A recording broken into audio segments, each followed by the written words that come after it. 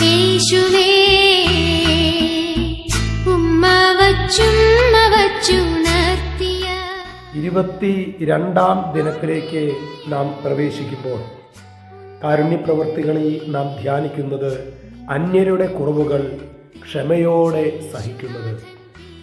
നമ്മുടെ കുറവുകൾ കുറേ കൂടി കാരുണ്യത്തോടെ മറ്റുള്ളവർ കണ്ടിരുന്നുവെങ്കിൽ എത്രയോ നന്നായിരുന്നു എന്ന് നമ്മൾ എത്രയോ തവണ ആലോചിച്ചിട്ടുണ്ട്.